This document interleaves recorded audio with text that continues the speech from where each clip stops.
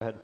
All right, your question, where did God come from, assumes that you're thinking of the wrong, obviously it displays that you're thinking of the wrong God, because the God of the Bible is not affected by time, space, or matter. If he's affected by time, space, or matter, he's not God.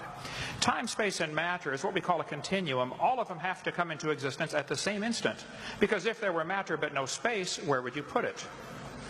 If there were matter and space but no time, when would you put it?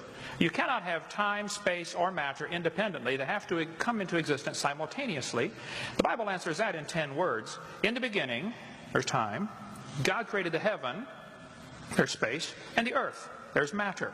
So you have time, space, matter, created a trinity of trinities there. Just, time is past, present, future. Space has length, width, height. Matter has solid, liquid, gas. You have a trinity of trinities created instantaneously. And the God who created them has to be outside of them. If he's limited by time, he's not God. The God who created this computer is not in the computer. He's not running around in there changing the numbers on the screen, okay? The God who created this universe is outside of the universe. He's above it, beyond it, in it, through it. He's unaffected by it.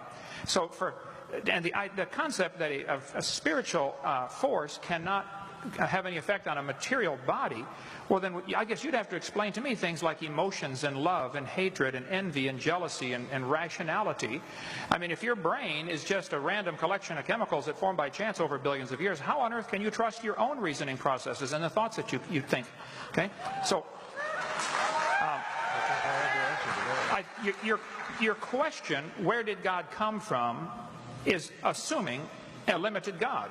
And that's your problem. The God that I worship is not limited by time, space, or matter.